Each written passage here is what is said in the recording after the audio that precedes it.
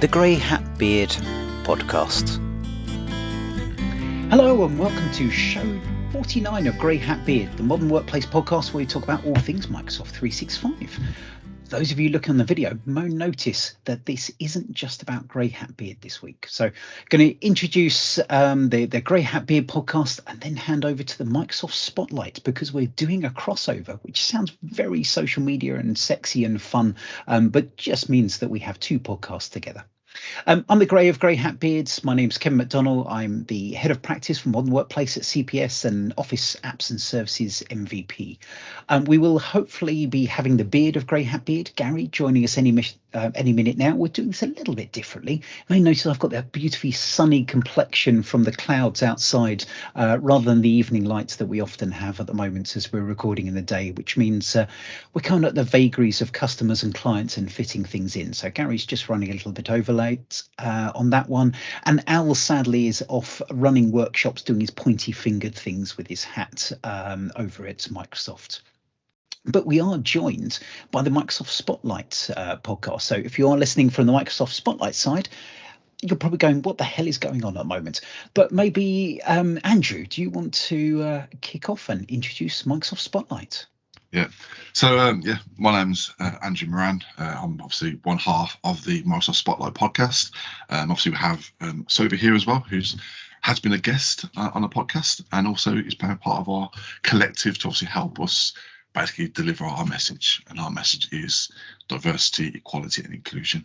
This podcast for the Spotlight has been running now since March 2021. We've done 24 episodes. And basically, for me, in my personal opinion, it's helped me develop as a person and have a general understanding and help me as well with my own mental health. Because there's certain aspects where I've been talking to guests, which, made me look at myself going, I have similar traits to you, so maybe I should go and get myself checked out at the same time. So, I'll dive into that a little bit deeper. But John, want to introduce yourself because you're my second in command? Hey, so I'm John Jarvis, principal consultant at CDW. Been working, talking alongside Andrew for the past nearly 12 months now. So definitely not work, John. Definitely not work.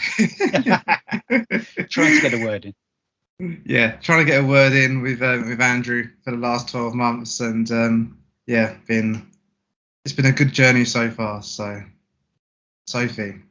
How's it going? Thank you. Thanks. So my name's Sophie Dimolo and I'm a Microsoft Cloud Consultant at the Pure Technology Group. I met Andrew and John because they asked me to be a guest on the podcast. And then, like Andrew said, I've been doing a little bit of not work, having lots of fun with the guys. I was a co-host on one of the episodes, and we've also been doing a little bit with the Microsoft Women in Tech user group. So it's been really, really good. A really good experience seeing what the guys do and then having the experience from being on the podcast and showing my experience. And I'm looking forward to what the future holds. I say like the background of the podcast, it's an idea that I had quite a few years ago. The name was basically to put a spotlight on MVPs, to basically talk about their journeys, how they become an MVP, help inspire other people. And then I didn't do it for a number of years. And then basically when I then went for an interview with John at CDW, I mentioned I'm going to be looking at doing this podcast in the future. And ever since that day of having that interview with John, he was harassing me on a weekly basis going, so when we're doing this podcast? I'm like, oh, not yet. So, and then, it's basically got to the point where okay, fine, let's just do it.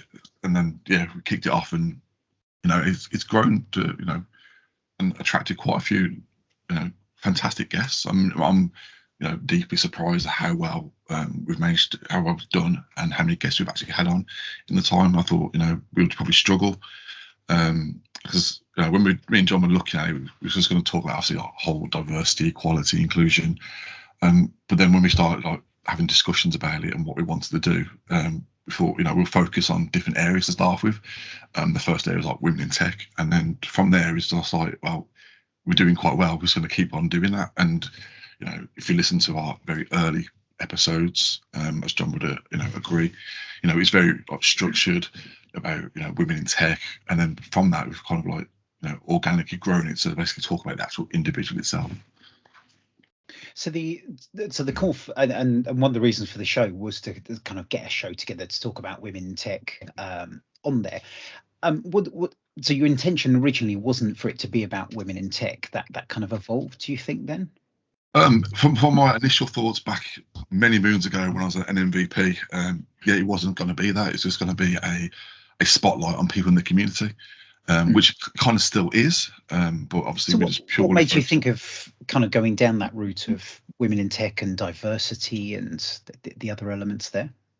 I mean, as obviously a collective on this podcast, we all know when we go to events, women are not shown all the time in events, whether that's either being a speaker or an attendee. I know from basically when I was running events back in the day, there was a lack of female attendees, a lack of sessions being submitted from women. So it's like, well, what I'm seeing now, because of COVID, is basically more women doing more virtual events. And I thought, okay, well, let's dive into that a little bit more. And I've spoken about that many times with John. And Kevin, one of the main things that kind of how it stemmed was as well was just like me and Andrew just generally interested in people's stories, and when we started planning it and putting together kind of what we wanted for the next 12 months, the next 24 months, etc. Like the amount of amazing guests that we had, it kind of just snowballed, and then the women in tech focus just came out of that. I think like we've had some really great guests, Sophie included, and I don't. Maybe one day we might move on and branch out to other people in the community, but I think our guest list at the moment is like strong. we've got like another 12-18 months worth of guests on our list at the moment, so it's fantastic, really. Like I really enjoy it, and I don't claim to come out and be like a spokesperson for like women in tech or anything like that. Like, I just love the guests that we have. Yeah, I'm sure many people like myself, is the first reactions you see a women in tech podcast hosted by two men, and it's kind of like, there's something strange here. But I think it's really important, and this is where you get the message across, is to have people who are sharing that, having that conversation, raising that awareness, and there's so much talk about being an ally. I think that's exactly that. It's trying to be an ally, and obviously we're here, and if Al and Gary were here, the kind of ratios don't look great, and it is something we're looking at very much within Grey Hat Beard. Maybe some announcements coming soon on that. So based on that as well, Kevin, like, I've got really strong views on that. Like, Ben, I've said to Sophie and Andrew in the background, like, I don't set out to be an ally. I don't, it makes me feel uncomfortable, like saying, oh yeah, I'm an ally for women in tech. It makes me feel uncomfortable. I'm just doing what people like, what I think should be normal. So like, I don't think I should have that label as an ally. No, I'm just a man who works in IT that, wants that, thinks that women should also have an equal footing as us. I'm just, we're given the platform and spotlight by, we're not doing too much hard work. We're chatting to amazing people every 2 weeks and putting the video together. So yeah, it makes me feel uncomfortable, like saying, oh yeah, like I'm an ally in women in tech. No, I'm just doing the right thing. Like I'm not. I love what you're saying there. Absolutely. I think to me, an ally is someone who does what you're doing. You don't need a badge for that. No. I kind of debated. I know I work with Pete Rising, and he's joined the Women in Technology group with the intention of kind of helping and sharing and be an ally, which I think is fantastic. I don't need a badge to do that, and I don't think Pete does as well. No. But I think it is. I absolutely agree. It's something we should do. The only thing I counter is that through years of neglect of not enough people doing that, is that we do need people to shout out about doing the right thing. I agree, it's absolutely what should happen, but I think the point is, at this stage, there needs people like yourselves who are sort of helping echo and taking that more positive positive discrimination, I know, is a kind of awkward word that comes up, but I think it is needed. It is there. If we look at the Black Lives Matters as a kind of a counter to that, you can't just say, well, yes, all life matters. No, actually, it is everything that needs to come through there. We need to shout and help redress that balance because of years of neglect to what is right there. And I think it's the same with women in technology as well. And I'm sure it all comes back to you think about what was it, Hidden Numbers, the film, that the original developers, the people that worked on computing things were predominantly women, and it became a later thing that it was taken over by men as well. So to say that, yeah, only men can do technology is just nuts, basically. Yeah. It's absolutely. I mean, rubbish. I'm not saying I don't want people to say that about me or anything like that, but just me myself giving myself a title and stuff like that, I don't feel entitled. I think it's just too. I don't feel entitled enough to kind of be able to do that, if you get what I mean. I think, in my opinion, it's a platform for women to be able to be in the spotlight and, share their story. And I saw it as a positive that it was two men that ran that, because when I've done women in tech events in the past, a lot of women have come, and there's even some that's been only for women and not for men. And I think it's about sort of educating everyone. So I think it's a great thing. I think the reason why it's probably really successful is because it's giving women that chance to speak up and share their experiences.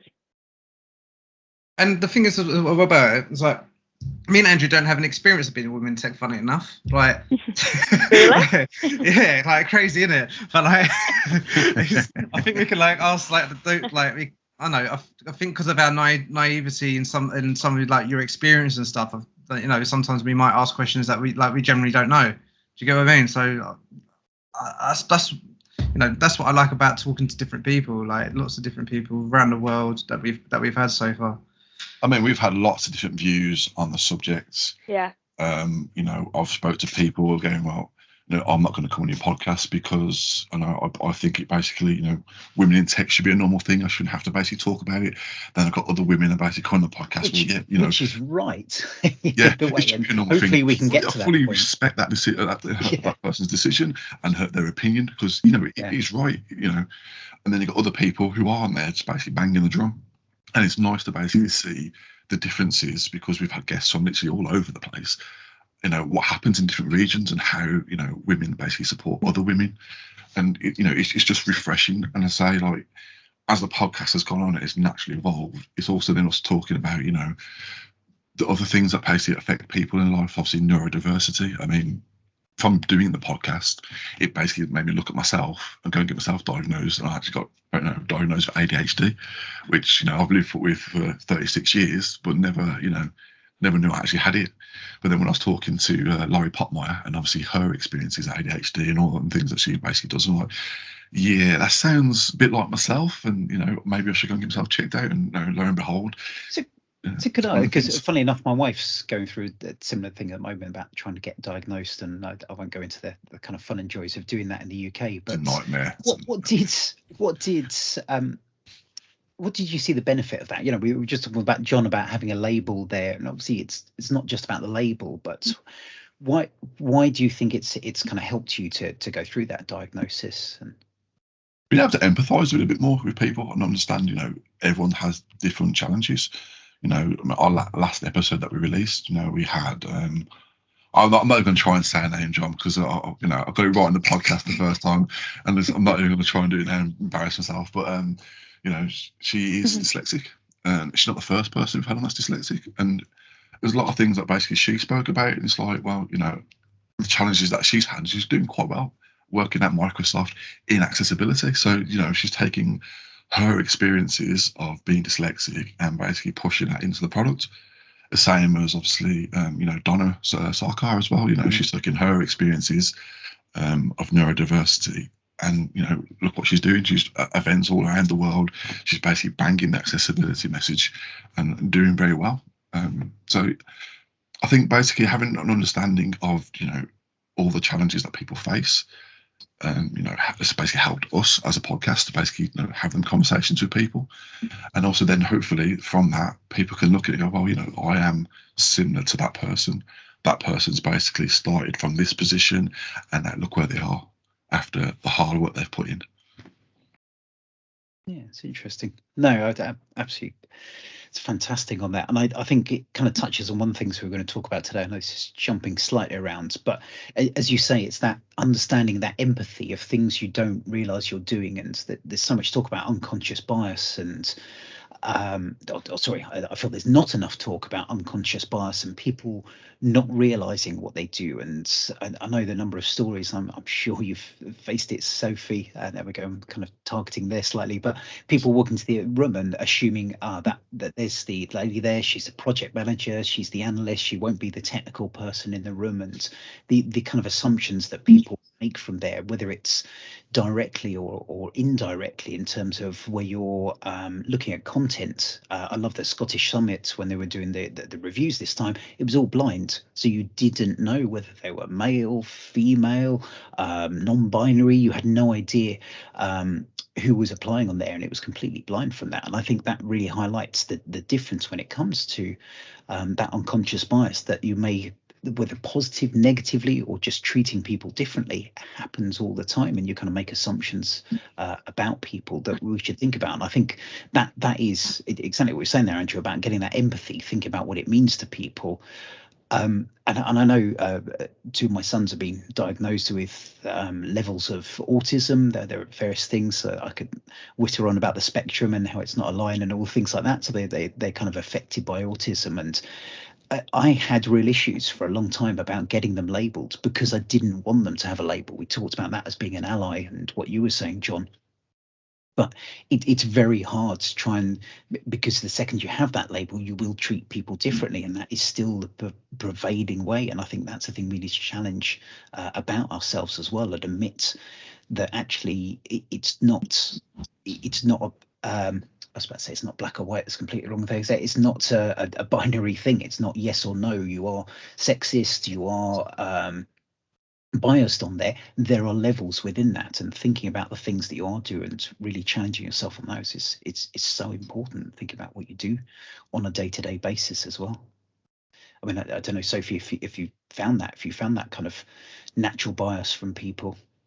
So I mean, for me, and what I'm going through, it's like the journey to become technical. My background is obviously IT recruitment, and that's where I've got a passion for the technical side of things. And I thought, right, I'm going to push myself and do this. Luckily for me, I've always been within organisations that are advocates and that do try and push, that have pushed me, and like meeting Andrew and John and other people within the community. But I think it is that sense of acceptance, and maybe people that are a bit more traditional than myself, and like you guys, you know, may have gave women a different experience and things like that. But from what I've seen going into the tech community, you know, that is a very accepting place, and I've never felt at an event or whatever else that I wouldn't be accepted, and I haven't been. But whether or not that's just because more people are speaking about it now, and I've always shown myself as a women in tech advocate. Maybe that's why I've had a different experience to other people, because like Andrew said, we have had some, you know, women on there, and some stories are completely different to mine, and it's unfortunate that they've had a different experience to what I have. Yeah, I mean, obviously we've heard from guests where they've been basically trolled, and you know, it's not the place where it's not what we want to hear. It's basically they're being trolled because they are women working in tech. I think the one that jumps out to me is Layla, which is basically telling us, you know, she runs her Twitch channel about coding, and basically, you know, she very, very much puts herself out there, and then obviously she has to get moderators in to basically help, you know, weed out all the negative comments that basically she's receiving. You know, the world shouldn't be like that, but it is. There is trolls out there. There's people that are basically going to look at you and go, well, you know, they're jealous for whatever reason, and yeah, try and put you down.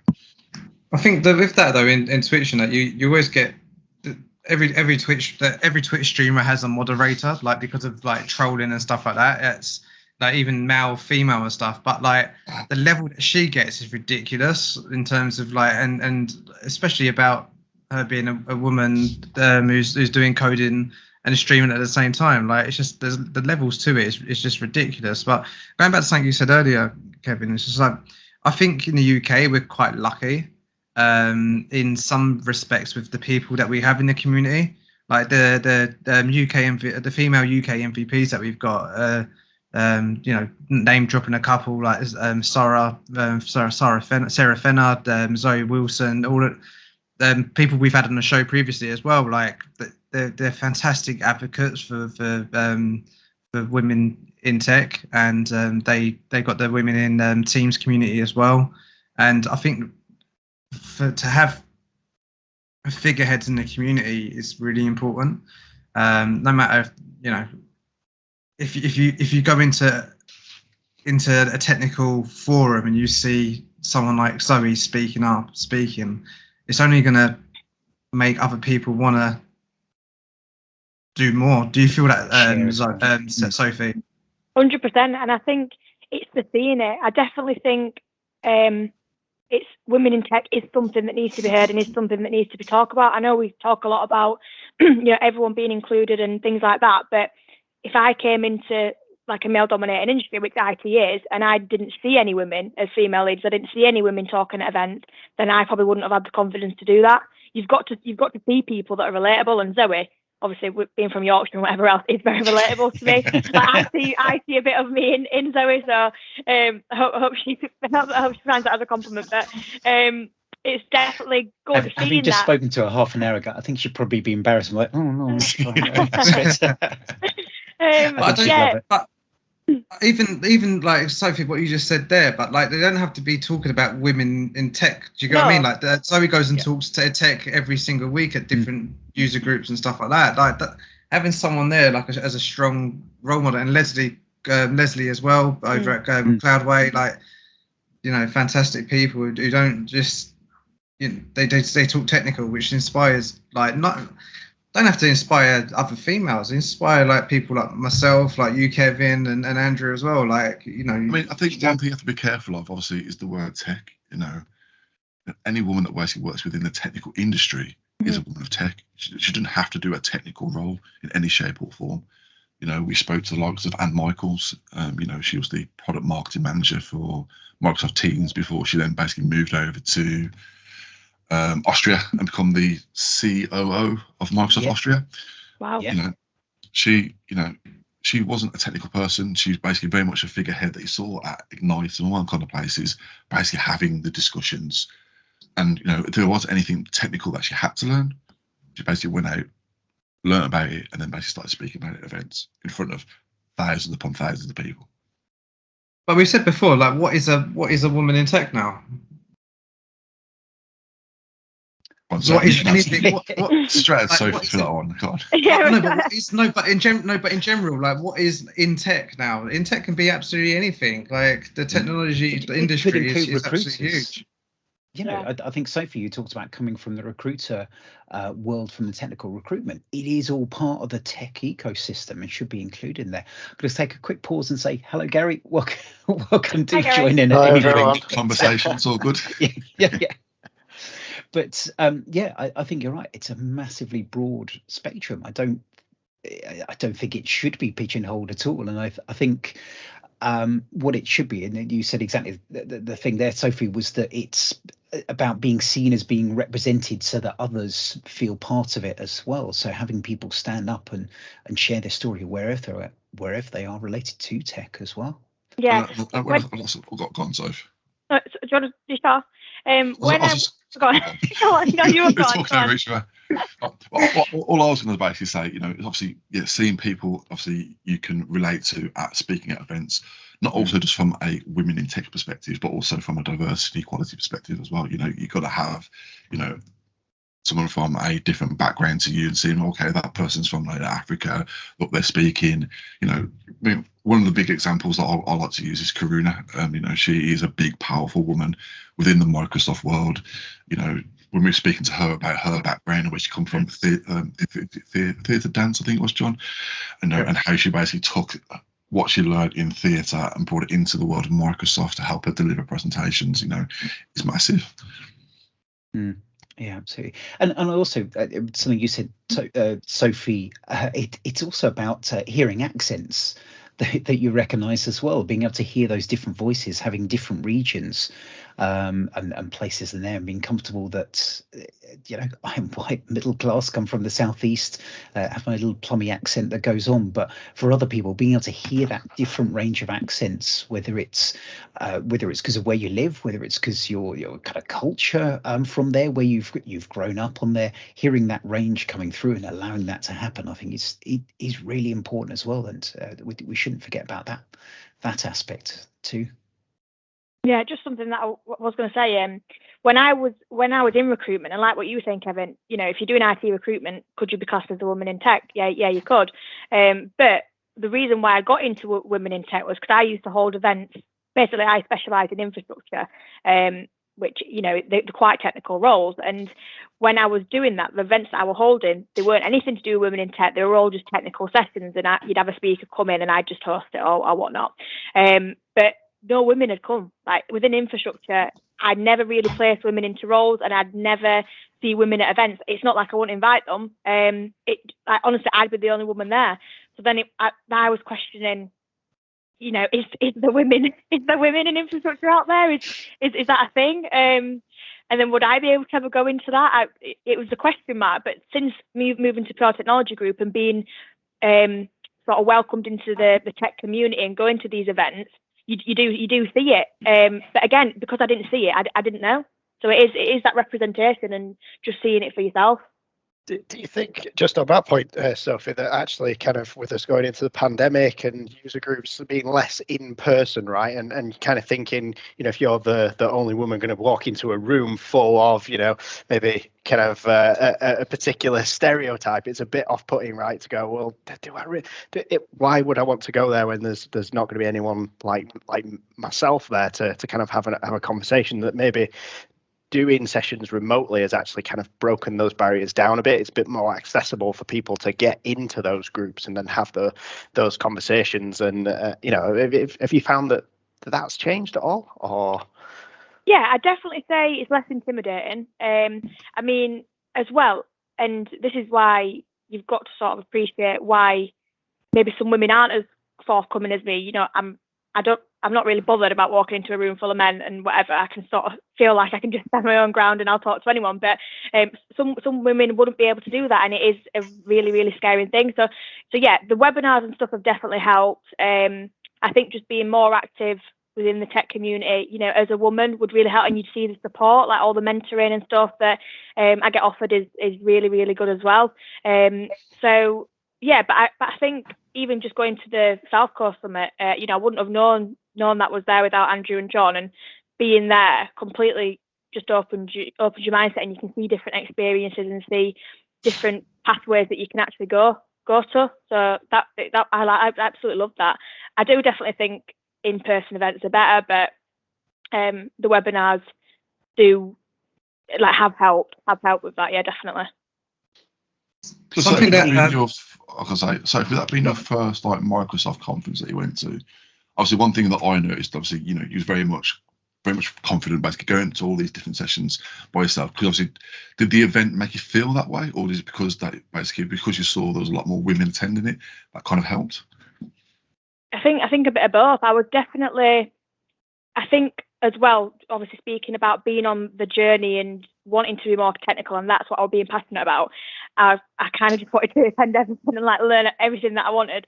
I made notes and stuff beforehand, so having that path was obviously helpful. But yeah, definitely seeing, I met women there, and I could walk around with them, and you can have a bit more in common and just chat throughout the day. There were times during the day that I was on my own, but I didn't feel on my own, because you could see, like what we've said, people like me all around. So I found it really good, and like I said, I felt supported. I didn't feel out of place at all, which I think for a tech event is a really nice thing to feel. And I think it's great. I've noticed over the years when I think of early tech conferences, and I didn't go to massives in the 2000s, you go around stands and there will be bikini clad women standing trying to entice you into the to come and talk to people who wouldn't know anything about technology. They'd just be there to chat to you and kind of get you in and get details and things, which is just insane. And if I look to South Coast Summit, Absolutely none of that. I think if I remember the European SharePoint conference, the kind of mid 2010s, I think it was 2016, I went, there was fewer. The last one I went to, I don't remember seeing any at all. It was people who worked there. And I think that culture within conferences and tech has finally picked up from that and started to realize that it really isn't acceptable to have things like that. And I think it's great to see those little benefits and those little wins kind of come through that I think just opens it up. It's the assumptions of what do people like. If I look at, again, South Coast Summit, some of the prizes, yes, there's always going to be a lot of Lego, but it's very diverse Lego. It's not a car, it's not Star Wars, there's a variety of the different sorts of Lego that come through and the things that will attract people as well, and people are really thinking about it. Can I ask why do you think the change has happened? Did you think it's because of things like this and people speaking more about it, or? Yeah, I think people speaking up, people saying no, it's not acceptable and things like that. People realizing that it's not appropriate, and speaking out loud. I think it's one of those things. If people don't speak out about things, you have that kind of momentum. There's I was going to say lads culture, but not necessarily just that. The culture of kind of groups getting together, you kind of increase the volume of things. And, it's easy to say things like, yeah, let's go out with the boys. Yeah, look at her. Isn't she amazing? That kind of culture there. And I'm going to put my hand up. I've done things like that. And I look back and kind of think it's wrong within there. And it's trying to kind of realize, trying to move that objectification, trying to get people to talk about it. Because when people share and think about it, you realize and kind of question, and you've got to be that brave voice occasionally to say, yeah, maybe that isn't quite right within there, and sort of step back away from those things and have those conversations with others. And I think it's the same of, blokes want to go and talk about football, women want to go and go shopping and talk about shopping. It's breaking those stereotypes. And for me, I'm someone who's had female friends many times. I chose my college at university because it was the only one that was 50-50 male female. All the others were either all female or had a heavy ratio of men and things on there, because I've hated those kind of stereotypes. I've hated that kind of, you're like this, therefore you look like this, therefore you will like these things. We've all got to kind of speak up and try and break some of those stereotypes. I'd also like to think that the IT industry itself, like, everyone's quite intellectual, quite, got a bit of a brain on them. Like, I'd like to think.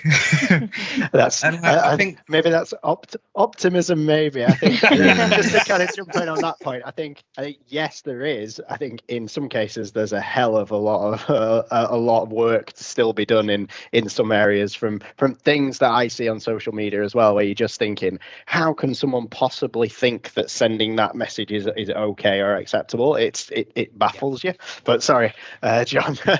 Jump in. I was gonna say, I think because the IT industry, people who work in it, especially the tech people, like the people that work in tech, are quite intelligent people. They've got to where they are because they're quite intelligent, so they understand the world now. Like the world's changes every day, and and the progress the world itself has made in the past five years or so for women in general is I don't know, I think has got better from the outside in. Like, for me, it looks like it's getting better, and I think the IT industry just needs to kind of be the forefront of that. So work 5 years in the future rather than I think it's current views on the people, John. I mean, I work for a business, I'm not going to name names, but one of their marketing campaigns was, in the news for basically sexual harassment, and basically it was horrendous what they basically posted out as a marketing campaign. But I think basically if you look at all the organisations that we all work for on this call, they are big organisations. They all want to basically, try and address the diversity, equality, balance, and one of the things I'm not obviously lead into is obviously, when you go for look at job descriptions, it's very much about the wording that's in there, especially in the way the world is today. We've spoken to obviously women on our podcast. Obviously, they're basically, they're working moms. I mean, obviously, I'm going to use Laurie Potmeyer as another example.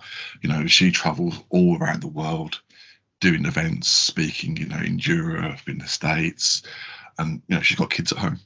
So it's also about having that job title that allows you to basically do all these things, but also still be a mother, a father to your children, and be able to travel. that's so the wording has to be quite right. Top tip: if you're at an event, don't say, "Oh, who's looking after the kids?" It's really not right. But don't just ask that question. Or if you do, make sure you ask it to the men there as well.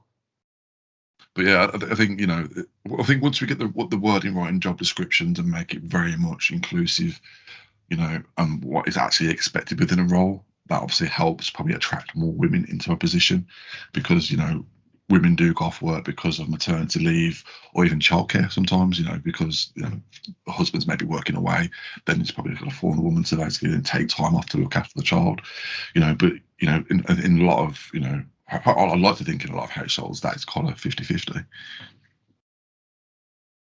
I was going to say, there's someone who does a lot of the school pickups myself, because I work from home. My wife's a pharmacist, so we'll go in. I'm the pickup on there. It's been certainly my eldest is 15 and my youngest is 4. Seeing the kind of it feels even in the last 10 years, the number of men there doing pickups as well has increased. And I think especially with this work from home, the options are there to do it a lot more. And I think men are very happy to in many cases. It's just been the traditional stereotypes. And I think that Gary, you talked about that kind of working from home and having conferences. I think the other one is having men a lot more often, not having to travel so much, not commuting so far, and being there, being able to be more involved in those things. I loved being able to kind of be hands-on with the kids and being able to help out.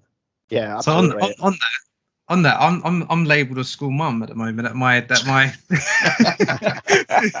I do all the pickups and drop-offs. I think Emma's probably my wife's probably done like a dozen in the past 2 years, but I'm now classed as a school mum.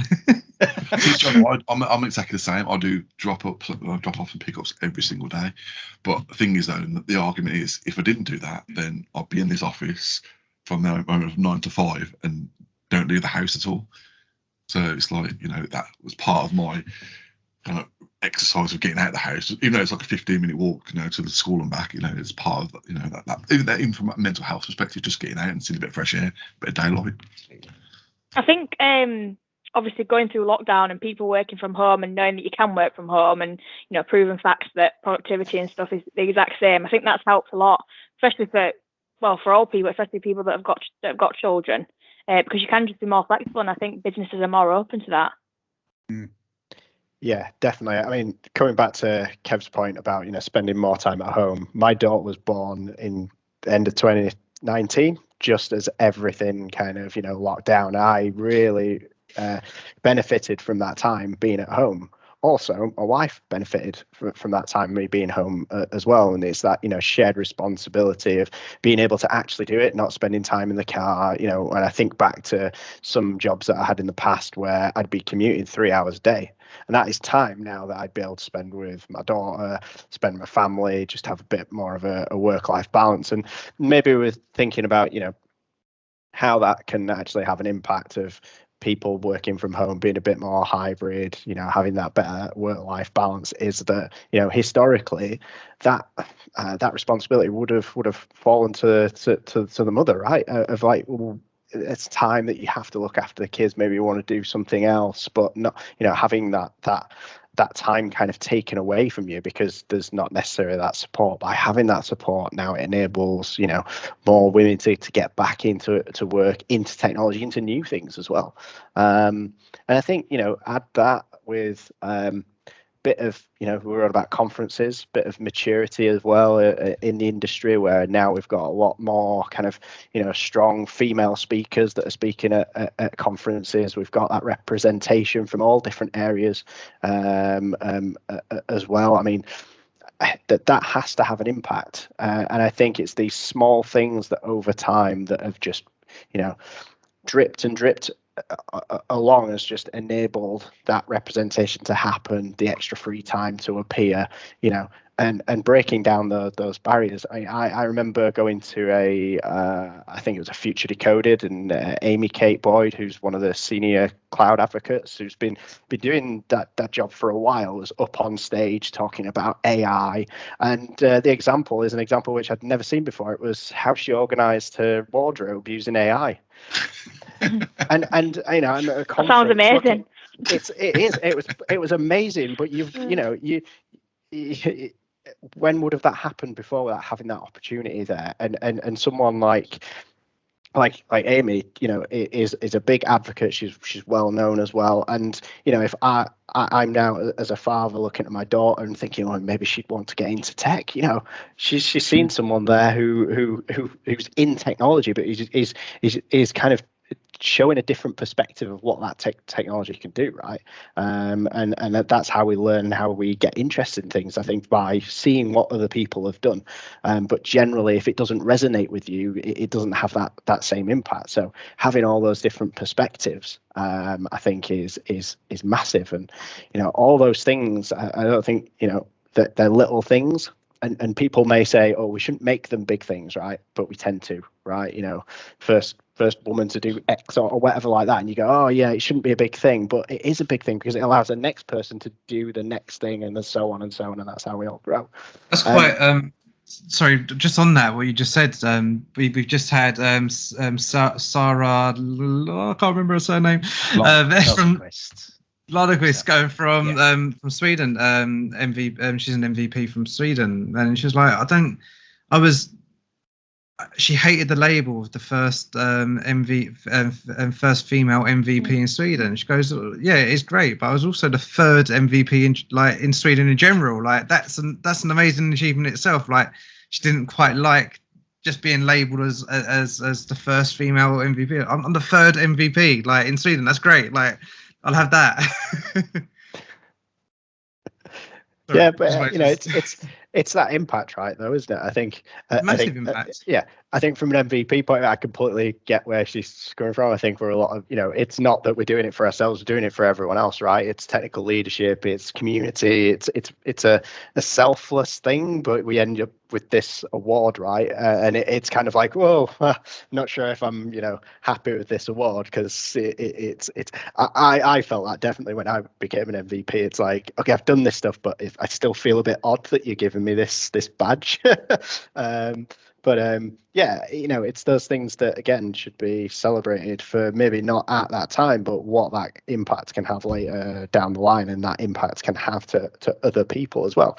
You know, from that example, it could be, you know, the local impact of knowing that someone in my community has been able to achieve this, and I think to the point, Sophie, that you were mentioning before, is if you don't celebrate those things, you don't know about them, right? And if you don't know about them, you can't follow those kind of ideas or plans that you might have. So yeah, I think definitely we should be celebrating those smaller things as well.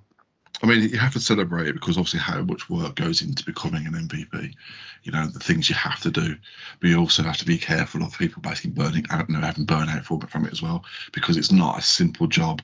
Yes, you get this MVP status, but then you've got to basically keep up all that hard work that you've put in for 12 months, for another 12 months, and then another 12 months. You know, it will get to a point where you will burn out because, you know, yes, it's great becoming a Microsoft MVP. I've done it, you know, but the work that you have to put in behind it as well to keep that up is, you know, can get quite challenging, especially around if you have families, especially if you are, you know, a woman that's in the market space that then decides to, you know, have a child. You know, that time is basically then taken away from you. So if you ever become an MVP, but look, it means a great achievement. I mean, I'll basically push anyone to go and do it, but also think about the work that's going to have an impact on your family life as well. Because in my family life, it had an impact there. And I think for me, that again, coming back to those virtual events, that's what's enabled me to go and attend events and go and speak at events, because I can do an hour and then go and see the kids afterwards. Whereas so many times you'll be away for the whole weekend. It's just not realistic for me. You're speaking in Chicago, so do that.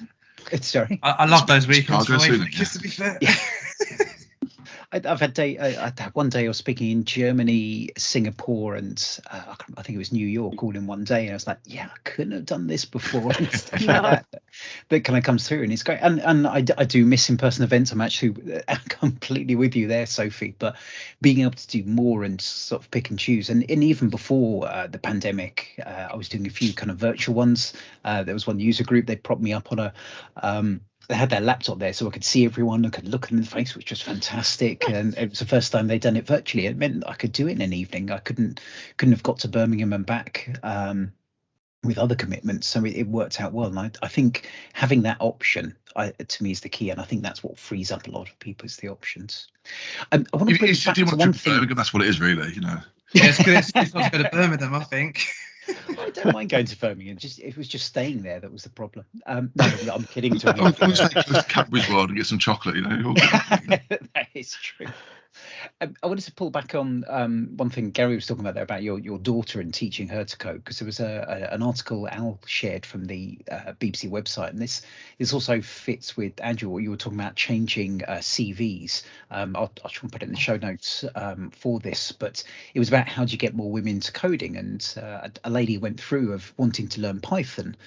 And she just found that all the ways of doing it were like black screens that went on there, and they just didn't really engage her. And the way it taught was in a very similar way. So I think she tried 3 different ways of doing it, and it just didn't fit with her way of thinking. She tried Scratch, but which you haven't seen, is very visual based, kind of drag and drop style within there, which she liked, but felt it was very much geared for kids. And the second you want to do anything properly, you move to doing things in the kind of black screen and things like that.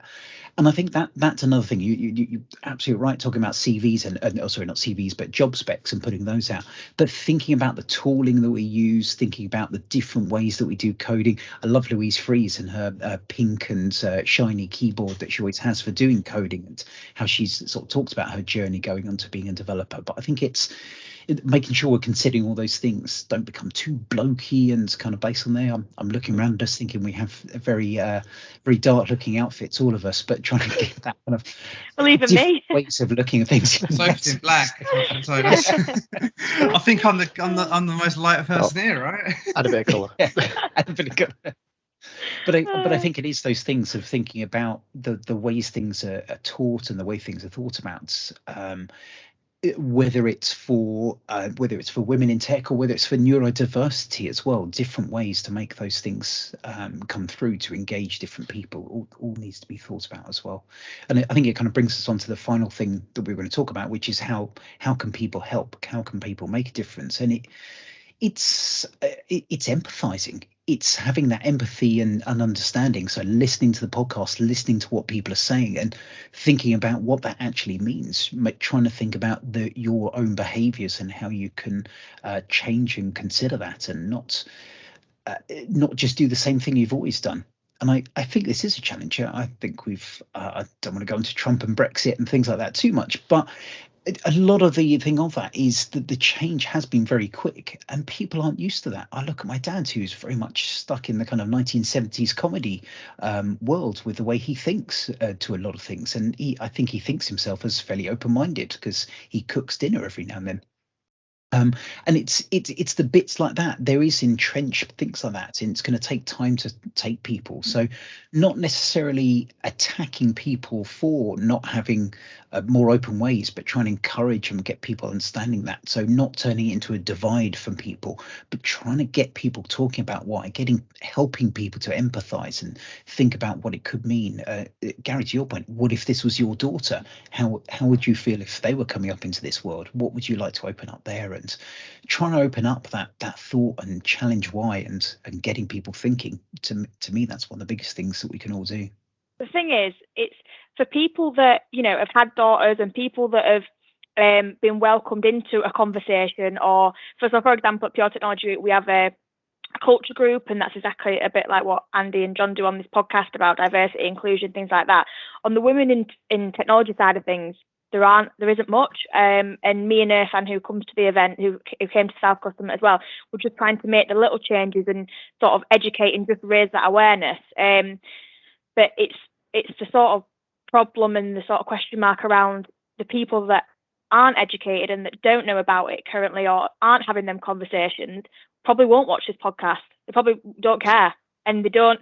So it's just trying to educate them in the best way possible, and stuff that's going to make them realise and think differently. It's just thinking differently. I think. Yeah, and I think there's a role that, there's society plays a role, organizations play a big role in this as well. Yeah. I'm very lucky that joining Microsoft, hugely big on, diversity, inclusion, accessibility as well, and quite rightly so, because it comes back to my point earlier about perspectives, right? Everyone's got different backgrounds, everyone's got different perspectives, different experiences of almost, same situation, maybe seen totally different from different perspectives, and it's understanding that and getting that understanding as a group, so then you can kind of learn from it and then move forward and learn. But from my side of things, my organization plays a big role in that, as part of the things that are expected of me as an employee as well. And you might think, it's maybe people might complain, well, you're kind of forcing people, but it's you've got to have that kind of push sometimes of these are the reasons why we're doing this, because when we have more discussion and we have more experiences shared from all different areas, that we all benefit from that. It's not just one particular group. So yeah, it's definitely challenging that, making sure that when we are thinking of something simple as building an application, right, how can the person who is going to use that actually use it, and who is that person?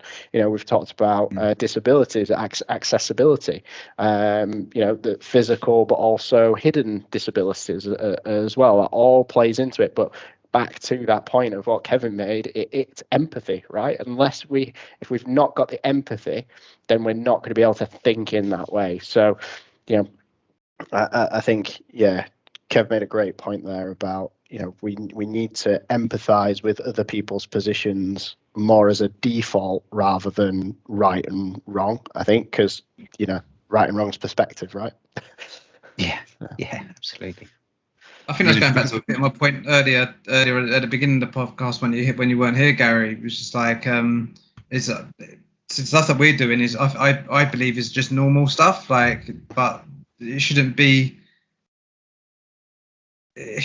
different, if you get what I mean, what we're doing and what you guys are doing as well as part of this podcast and other stuff that you do. Something that Sophie kind of spoke to me and Andrew about after the South Coast Summit was the BAM idea that Sophie had. Do you want to talk about that a little bit, Soph? Yeah, so we'll plan for 2022. Hopefully, if we can have events or webinars, that's absolutely fine. I think it'd be better if it was sort of a global thing. But I thought of the idea of BAM, which is bring a man. One thing when we did our panel, our Women in Tech panel at the South Coast Summit, was one gentleman stood up and he just said, "What can I do? Like from a man perspective, what can I do?" And then there was someone else who basically made the point of saying, we're looking around the room and it is mostly women. It's the people that are educated that have turned up today. It's the people that aren't here that need to be educated on it. So I thought of the idea of having a session where someone who doesn't know about it, you ask and you bring them along. Someone who wouldn't normally attend. And I mean, BAM, it would just that's just a cool thing, just sounds cool, doesn't it? But yeah, like BAM, you know what I mean? But so the bring a man, but it could be, maybe it's just bring a person, but BAP doesn't have the same effect, does it? So, that means different things in different parts of the I was about to say, you can see these people going, "What? No bacon?" Oh, yeah, exactly. What are you talking about bread for? But you know what? I mean, we're full of ideas here, but I could actually, maybe I could give them a bacon sandwich or some sort of sandwich. Wait, I'm in if there's a bacon BAP. Yeah. if you bring a person, if you bring an extra person, then I'll give you a bacon BAP, or for vegetarians. Yeah. There we go. Yeah. Like that. So no, I just had that idea because it's just the people that are doing all this sort of stuff, and like what I've said, and the people that are turning up are the people that want to improve and want to raise awareness. So it's how do we get someone else that needs to be sort of educated or just listen or whatever. So that was just an idea. 2022, watch this space. So on that panel as well, we had Donna. And just like some of the input that she basically gave, was invaluable to people. It's like, if you have a role within your organisation, right, look at that role, look at your LinkedIn list, and go, is there a woman within that LinkedIn list who would basically fit perfectly into that position? Because there is a lot of great technical women that work within, the Microsoft ecosystem, who probably are not, given opportunities as an architect, for example. Because obviously, I look at my team, we've got 0 women in the architecture space. Going, what, they'll fit perfect. They've got the right skills, the right attitude that basically can move into that space. I mean, I look at Sophie. I think she can basically go, as far as she wants to go. She has the, the ability to wants to learn. Is attending events. She's very good at public speaking. That's why when I was basically looking for guests, I saw a video that Sophie put in. And she can talk. Thanks. What a compliment. and basically, when she's clearly passionate about what she's doing, so why can't she come on and speak about it? So I think who else we speak to? We spoke, was it Heather Newman? Yeah, we spoke to Heather, and she basically said, she left Microsoft, and basically Donna contacted her and went, there's a role here for you, and then she basically ended up rejoining because of Donna going, well, you're a perfect fit for this particular position, and she's done that with quite a few people that we spoke to as well. I think it's ideal. Yeah, it is about sort of sharing that, getting people thinking about it. I love the idea of, I'm going to stick with BAM for now because I can't say BAM without chuckling slightly. So, well, that's it. But and I can't say it without thinking about bacon, which I think John's fault as well for talking about bacon sandwiches at the start. Is still making my stomach rumble on there. But I think we'll probably try and wrap up and give us time to get some lunch as well. But I think it is get that thinking, and I think try and get other people thinking. I'd love that idea, Sophie, and maybe that's something, whether you were doing it at a conference or generally try and get someone to attend an event, virtual, in person, that maybe wouldn't otherwise, and try and encourage people to think about that. And as you say, think about when you've got that pile of CVs, trying to think about who could fit that role. Funnily enough, I'm going through that at the moment and have done exactly that, Andrew. Unfortunately, she said no, but I'm working on some others as well. So if there are people out there, please do have a look. I won't shout the company name and do too much self-promotion, but yeah, would absolutely love to as well. And yeah, I think get more people into those roles who can do it, because they can be very, very technical. Yeah, I mean, we're trying to basically do exactly the same on LinkedIn through our Microsoft Women in Tech group. Just basically try and attract more women into that group who can basically find a particular person or mentor that's going to actually help them push on to the next level. I want to try and launch something through the podcast around mentoring as well. That's something I'm currently working on. Because I've got great people that said yes, hands up, they'll be a mentor. They are male and female who basically said they'll happily, be a part of that. So it's just seen Anna Inez Aracia and her mentoring framework she has on her blog. It's well worth a look. Some fantastic stuff she's got on there, and has been working over in Spain now. Well worth a look at if you're looking to do something around there. I'm sure she'd be very happy to come on the show as well. Yeah, I think she's on our list. It's like fantastic. Up until 2023. I think it's yeah, exactly. Time, and that is the issue for all of us. I think we'll wrap up there, unless anyone wanted to throw a last comment. No, I think we'll finish things up. I've got one last comment. Come to our user group on the 16th of February. There you go. It's all on Meetup. So we'll put that. I'll give you the information for the show notes. But we're launching our very first user group, which John's going to be hosting, which is going to be focused very much on technical. We've got Zoe Wilson on, obviously a previous guest to our podcast, alongside one of our colleagues. And yeah, if you're free on 16th of Feb at 4 o'clock. If anyone hasn't got the show notes, if they look up Microsoft Spotlight user group, that should help find things. Presumably, is that the name of it? Yeah. Yeah, we're on our website and everything. I'll be literally banging on LinkedIn as I always do, publishing everything everywhere. This is us. Yeah, I was just looking. I was like, I haven't signed up for that one. No, Wednesdays is my Cubs night, sadly, but otherwise definitely would. Yeah, we're trying to do it at 4 o'clock, 4:30, like around that time, just so people can join if they're going out in the evening. Oh, yeah. Is it? Oh, okay. Oh, yeah. I might have a look again at that one.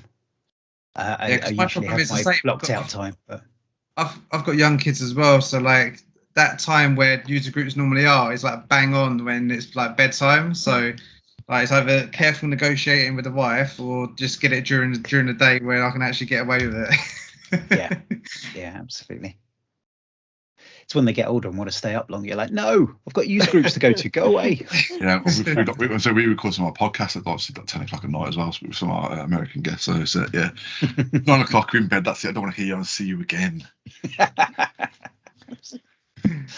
But cool. Thank you very much, all. I think we'll wrap up there.